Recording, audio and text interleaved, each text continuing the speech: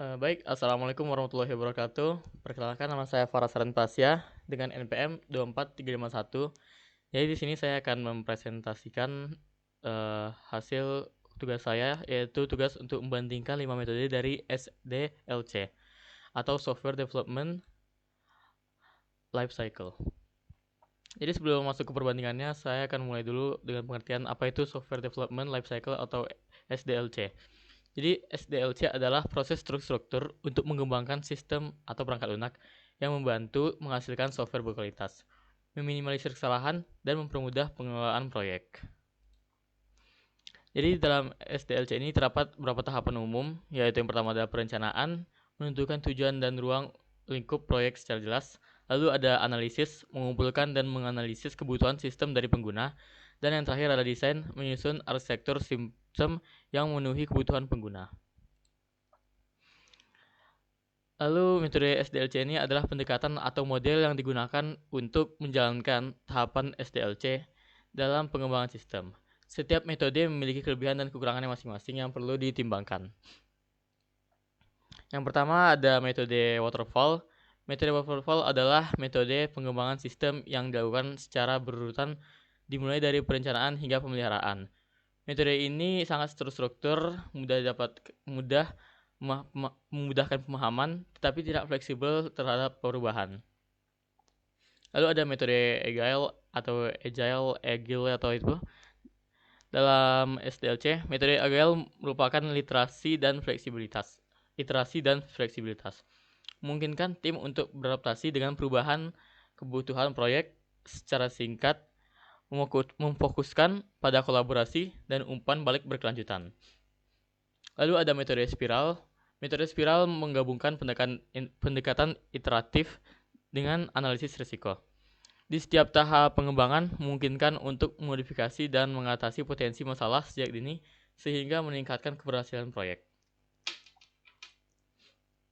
Lalu ada V-model dalam SDLC. V-model adalah pengembangan dari metode waterfall dan penekanan pengujian di setiap tahap. Pendekatan ini memastikan kualitas sistem terjamin dengan melakukan verifikasi dan validasi yang struktur. Dan ada metode prototype dalam SDLC. Metode prototype adalah pendekatan yang membuat metode awal sistem untuk diuji, memungkinkan pengembang memahami kebutuhan pengguna dan mengurangi kesalahan sebelum pengembangan lebih lanjut dilakukan. Dan di sini ada terdapat perbandingan atau perbedaan metode SDLC, ringkasan kelebihan dan kekurangannya. Waterfall metode yang menawarkan proses terstruktur, ideal untuk proyek kecil dengan kebutuhan yang jelas dan minim perubahan saat pengembangan berlangsung. Lalu ada juga agile yang memungkinkan adaptasi cepat terhadap perubahan, menjadikannya cocok untuk proyek dinamis yang memerlukan umpan balik berkelanjutan sesama siklus pengembangan.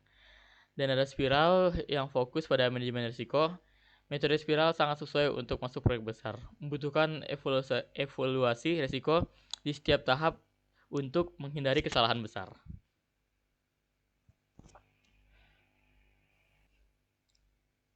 Nah, jadi kesimpulan pemilihan metode SDLC, setiap metode SDLC memiliki kelebihan dan kekurangan. Pemilihan metode harus disesuaikan dengan kebutuhan proyek, skala proyek, dan tim pengembangan untuk mencapai hasil yang optimal dan efisien.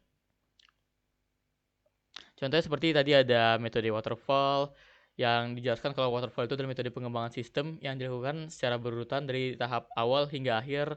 Setiap tahap harus disesuaikan dengan selesai sebelum lanjut ke tahap berikutnya. Seperti yang dibilang tadi, kelebihan waterfall itu terstruktur, menjadi dipahami, cocok untuk proyek kecil, sedangkan kekurangannya adalah tidak fleksibel jika ada perubahan, risiko tinggi jika ada kesalahan di awal. Lalu tadi juga ada metode yang dinamakan spiral. Spiral itu kombinasi antara waterfall dan iterasi dengan fokus pada analisis risiko setiap tahap. Kelebihannya itu manajemen risiko lebih kecil, cocok untuk proyek besar, dan kekurangannya jelas kompleks dan mahal, butuh pengalaman yang tinggi. Dan tadi juga ada V-model. Kalau tidak salah, V-model adalah pengembangan dari waterfall yang menekankan pada proses testing di setiap tahap. Kelebihannya testing lebih terstruktur, kualitas lebih terjamin, kekurangannya kurang fleksibel, sulit jika ada perubahan.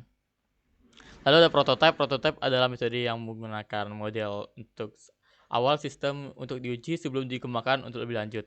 Kelebihannya memudahkan memahami kebutuhan user dan mengurangi kesalahan. Kekurangannya bisa membuang waktu jika terlalu banyak revisi dan kadang user terlalu fokus ke tampilan. Untuk perbandingan dengan singkat, jadi metode waterfall itu fleksibilitasnya itu rendah, resiko tinggi, tapi cocok untuk proyek kecil. Sedangkan agile fleksibilitasnya tinggi, resiko rendah, dan cocok untuk proyek dinamis. Spiral fleksibilitasnya sedang, tapi risikonya rendah, cocok untuk proyek besar. V-model fleksibilitasnya rendah, tapi risikonya sedang, cocok untuk sistem kritis. Prototype fleksibilitasnya tinggi, risikonya sedang, cocok untuk UI dan UX. Dan segitu yang dapat saya sampaikan. Mohon maaf bila ada kesalahan. Saya ulangi, terima kasih telah mendengarkan. Dan ini adalah tugas saya, Faras Salim Pasya dengan NPM 24351. Terima kasih. Sebelumnya, Assalamualaikum warahmatullahi wabarakatuh.